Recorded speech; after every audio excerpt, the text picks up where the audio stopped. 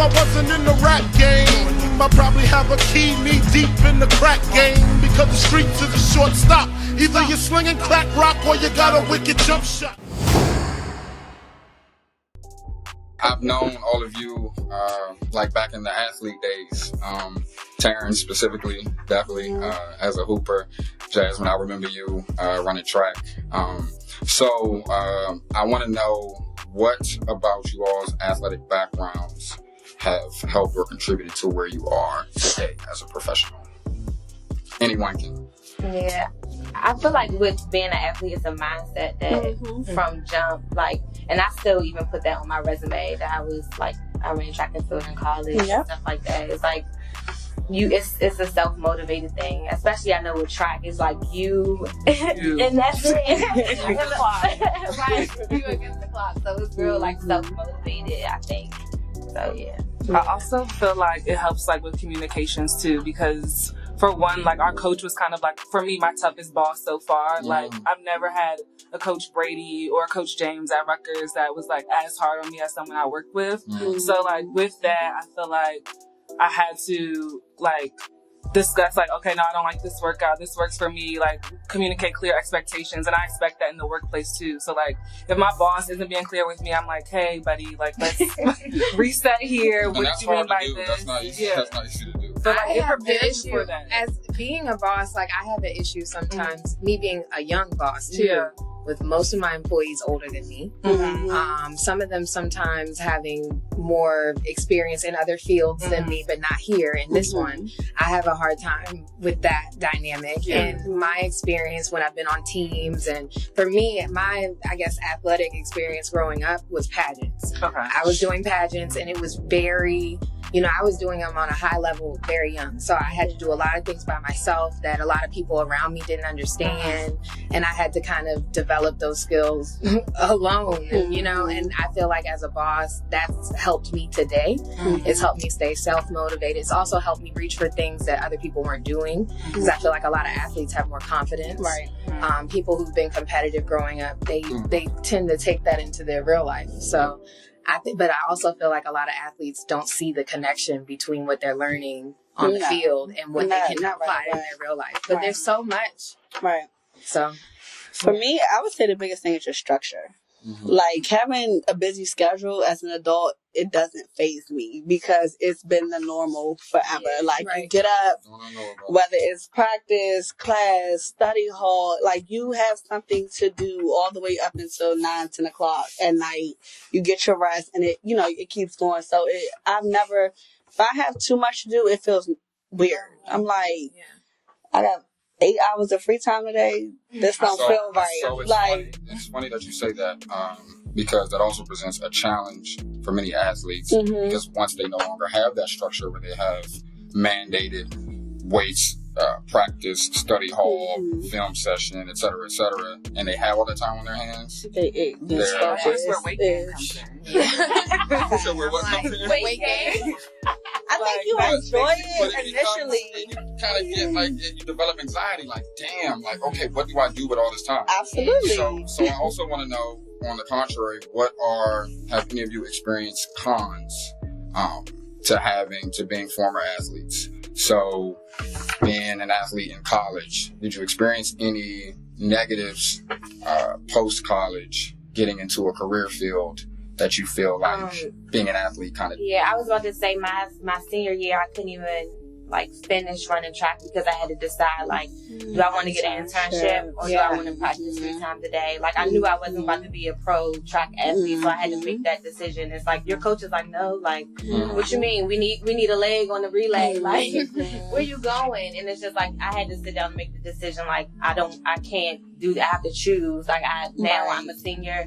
I live off campus. I have bills. You know what I'm saying? You have to think about your life as a whole. And at some point it was damn, I'm quitting on my team. You know what I'm saying? Or I'm not finishing out. I'm not a quitter. I like to finish what I started, but I had to make a decision.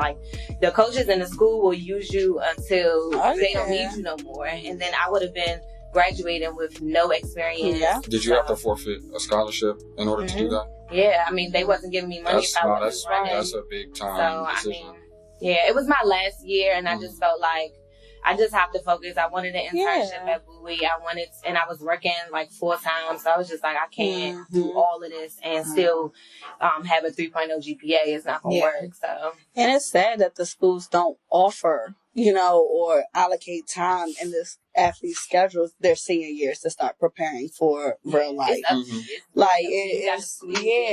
an internship that'll let you work for hours. Exactly. Like, you don't have no time. Exactly. You have no time. I definitely experienced that too. Like, that's why I was always in summer school, because I wanted to intern or get those credits interning in the city. But like, I had to you have to lie to kind of get your way in the door. Like, oh yeah, I'll be here 9 to 6. But I'm like, first week I have practice, I have to leave at 4:30. And they're like, okay, but like, you don't get all of the things you need out of the internships. Already commuting, like, I have to factor in the hour to get back from the city to Jersey. But like, you definitely find that balance, but it was very kind of surface level. Like, I had those internships on my resume, but like, did I do the work?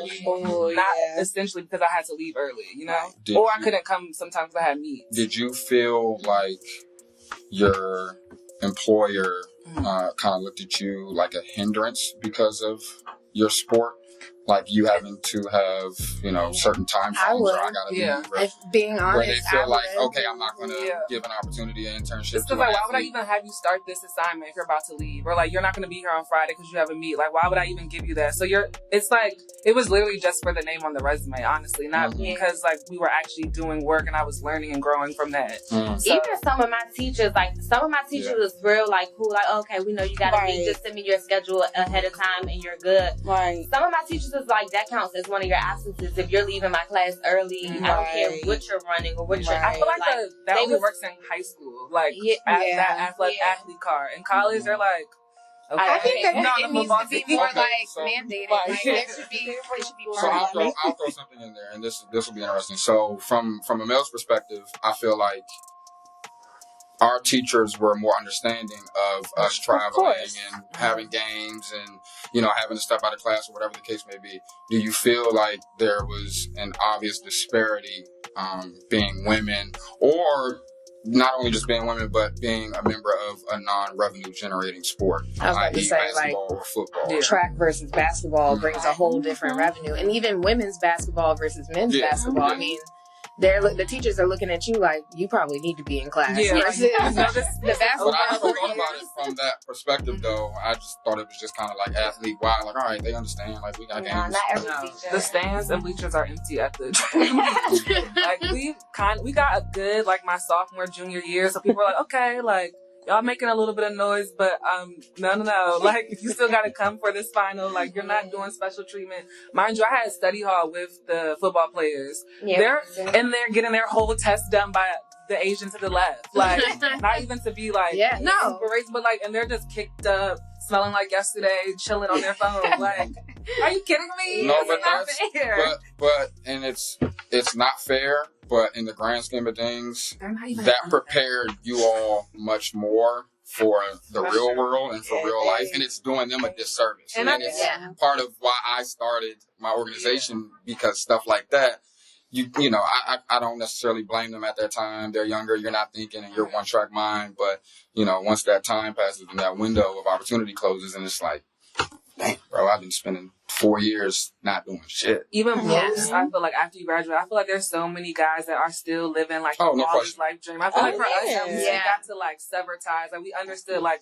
this is track, this is school, this is what my real life is about to be about. I'm not running past these 4 years or anything else, but they're like holding on, still can't let it go. So not even when I was other opportunities. Like preparing to sit down with you guys, I thought about the fact that I want your opinion. Do you feel like little girls develop broader aspirations for career paths that have greater odds versus guys, because our sports are much more lucrative and sensationalized? Do you think that especially little black boys? I feel like almost every little black boy at one point, as long as he's this type of guy. I mean, if he's a little soft, they're like not thinking about this. But if he likes sports at all, he thinks he's gonna go to the NBA or the NFL. And just the numbers game, like, a football team is how big? Like, there's a chance you at least make the practice squad. Like for track, like, you have to run a time, and those times are like very subjective to like Southern stallions. Like you're not dropping So how long 50 do you seconds. hold on to that aspiration to like be an Olympian or to be? Freshman year, I knew. Yeah. I already knew. I was like, ooh, am I even gonna go to the NCAA? Like, damn, it was hard. I was like, whoa. I think that's just a like personal thing. People have to get more realistic with yourself. Like how you were able to say by senior year, all right, I did a cost benefit analysis and this just don't make sense for me anymore. As much as I want to be here, it doesn't. And I feel like, especially with boys, because I saw it from the other outside, from the other perspective. Mm-hmm. So I was cheering. I got to know all the rookies as they were coming in because we do a lot of events together and stuff. And a lot of them don't last. I mean, people were getting cut beforehand. And I'm still seeing them around Atlanta, sticking around. We're all going to the same gym, seeing them in the gym. They're doing their little, they got their verified check. They showing their jersey. What was that, lady? Their little drills. My feet were moving. They're doing their little drills in the gym. I'm like, well, you're not getting picked up by another team. But next year. Yeah, be somewhere like that. But they don't know, like you said, they spent 4 years, and then the parents probably never. That's huge. The parents banking on them. Like my mother was like, "Look, it's a WNBA salary. You know what I mean? Like, do you really want to spend 4 years for this? Like, you love it that much?" So that was enough for you. That was enough for you to be like, yeah, you know what? No. Yeah, like the end. I had already got faced a terrible injury. Right. It's like, I knew the risk was higher tearing my other ACL. I had offers, but I also had grades. Mm-hmm. You know what I mean? Meaning I had options. Right. I feel like a lot of the boys don't. They doing the bare minimum on their SAT scores, bare minimum GPAs. Yeah. Because they getting their hands held the whole time, and their parents are telling them from jump, just do what you got to do to get in school. What makes it important for little girls to play sports at a young age? Like, why advocate for them to play sports? Why can't they? I was like one that my parents let me play every sport, and I just was like, can I go to dance class? Yeah. Please? But that's what you love. Yeah, that's what I like. But I still had the structure of the same thing. I mean, and then I also think you make some of your best friends playing sports. Absolutely. Like-minded people. Yeah, you're around people that like the same things as you. And like you're both committed to that same goal. Like me and Jasmine, like in high school, we were like track heavy. Like we went to a go-go in track clothes. Like we wanted people to know that we ran track and we did it well. Like in my experience, and it kind of like I kind of have a chip on my shoulder in general, being an athlete. I mean, being a black man in general, but also being an athlete, I have a chip on my shoulder to kind of disprove the stereotype that the whole shut up and dribble concept. Mm-hmm. So for me, like I'm big on being more than just like your stereotypical hooper. Mm-hmm. To just carry some substance with me. Are there any stereotypes that you faced as a hooper, as a track athlete, or as a cheerleader that you had to overcome just in your endeavors and in your career journeys?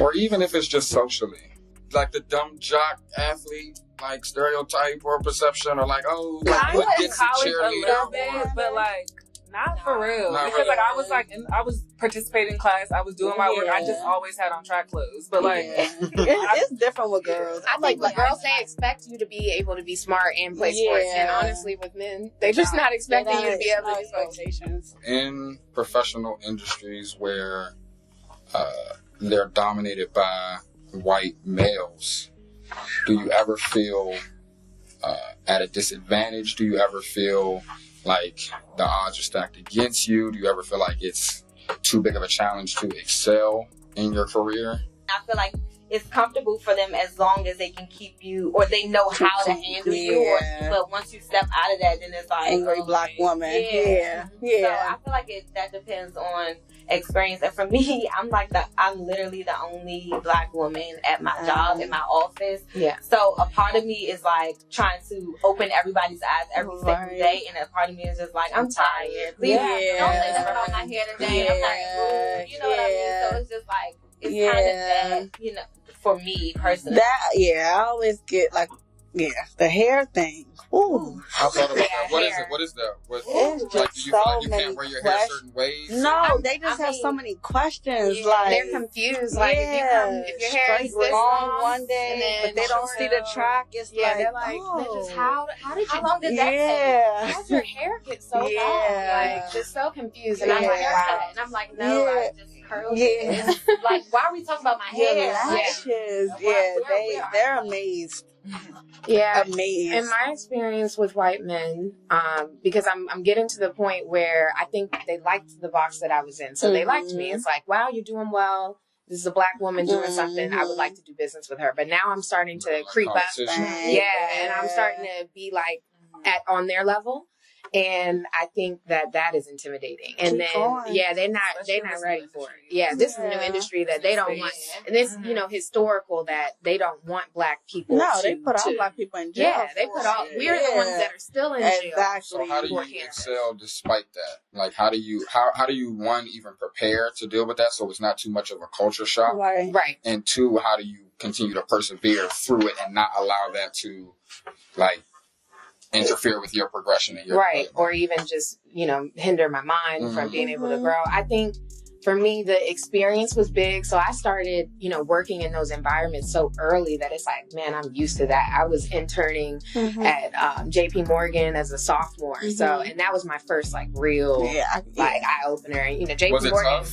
Yeah, what? So those white boys from Harvard they from Stanford, Duke, and then here I am from Spelman as a sophomore. So I got an internship that most sophomores don't even get. And then those kids, I swear to God, all their dads like either worked there or something, and they literally were like bred for that. They knew everything already. I knew nothing coming from Spelman.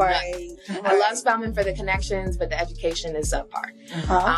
So yeah, I have no problem admitting that. But like I said, them connections are on a whole nother level. They weren't even going to University of Maryland and recruiting for when they want a black woman, they're gonna go to Spelman. So that's what I realized by like shadowing and looking at schools. That's why I went there. That's how I got to JP Morgan. But when I say that was like culture shock, I was just crazy. My first job out of college was a very small hipster downtown New York a PR firm. We had a cannabis arm, so like everyone is like kind of like you're hip to something. Like there was no questions about my hair. There was no questions about like pop culture that relates to our culture. But then I go to this global PR firm and I'm just like, what the heck? It's like hi ma'am. But I was like, when I had, but that's what I'm saying. Speak about it. I was scared. Like that whole experience, like it was honestly traumatizing. Like, because I was just. So how did you deal with it? Like, how did you find comfort? You have to find people. I have a mentor. She's like, but like, she sits on diversity and inclusion. So like, she's not the VP of comms or digital comms or like other people. But I talked with her. She was such a great mentor. She helped me negotiate this salary, like verbatim. She told me that every time you go into a meeting, like have your 3 questions and your idea prep before. Like I would be in a breakout room.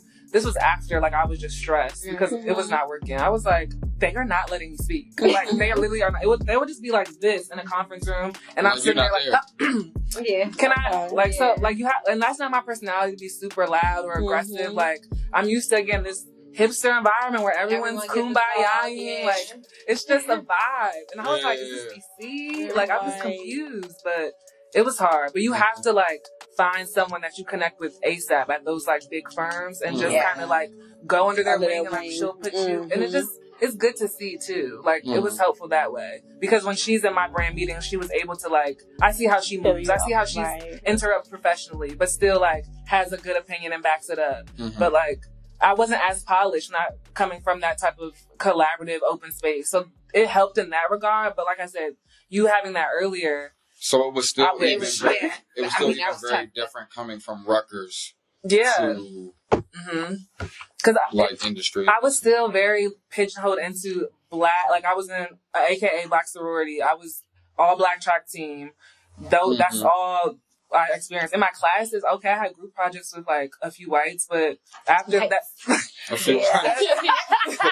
That's how it is. That doesn't go beyond that. PWIs, you're just like.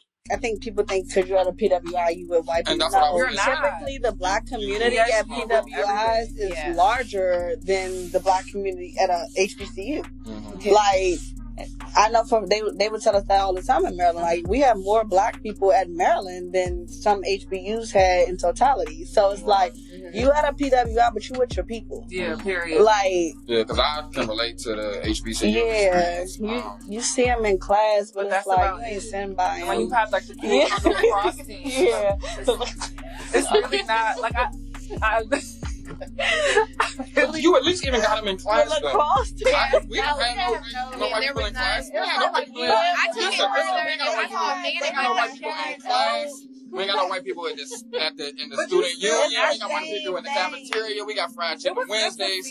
But it was like, okay, I'm in Montgomery County. It wasn't like, it wasn't. Yeah, it's like, they not sure. It wasn't nothing where it would make you feel. And like we're at the same level at that point. You definitely can feel like that in professional environments. Yeah, in real life, I feel like student athletes definitely need to be doing that first and foremost, because all y'all niggas can't go to the NBA. It's not even a consideration. It's not an internship. Nah. I feel like my class just started that, like when I was at Rutgers, because I had like one of my profiles. She was on the track team. She was like, "You're gonna internship? You're doing interning?" And I was like, "Yes." I mean, but it's like my major requires that. Yeah, but I think it's just exposure too. Like you have to kind of like get yourself out your like that comfort zone of like what you know. Like I challenge myself to just read more this year because I realized that all my corporate experience, people are talking about the book they're reading. Like that's the first question the president of my last firm asked me. I was like, luckily I read the Bible. Like, but everyone was like, "Oh, you're like, this was very proper tell." Like,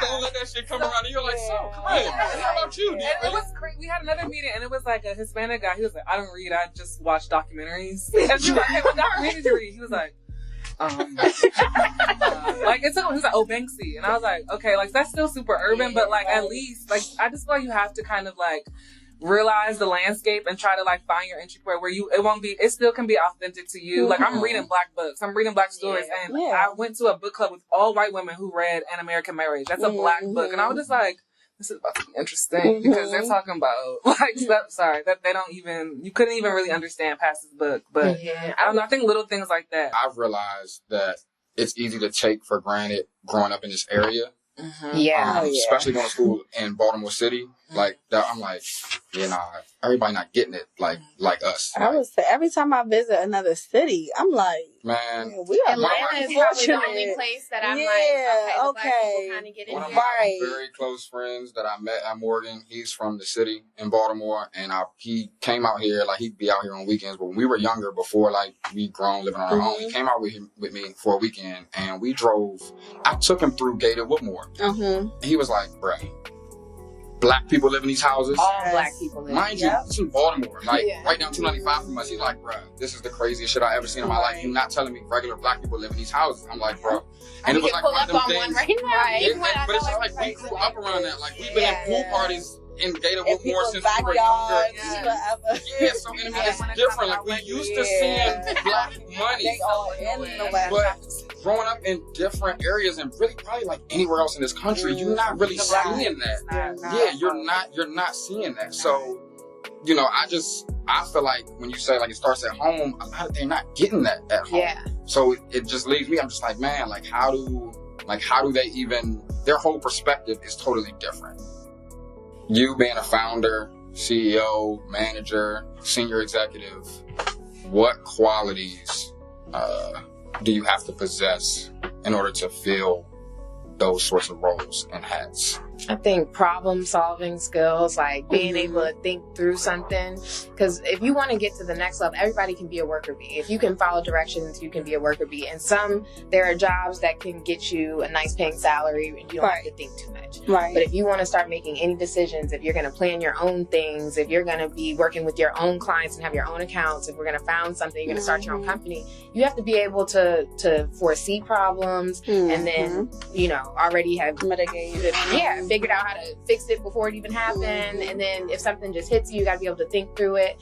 You got to be able to handle a lot at one time, which I think women are good at. I don't think that finances are talked about enough. And I feel like especially like for someone who thinks they're going to grow up and become an athlete, they're definitely not worried about money or thinking about finances. They definitely don't teach us any of that. And if no one is teaching about it in your household, and most Black communities are not thinking with like a wealth mindset anyway. Right. So even if you are being taught some things, you're not really thinking with a wealth mindset. I think that's something that I wish that I had a little bit more preparation for early on. And all my friends that played sports, they definitely are like clueless when it comes to it. Because a lot of them, especially the guys, really thought that they were going to be like multi-millionaires by the age of 21. Right.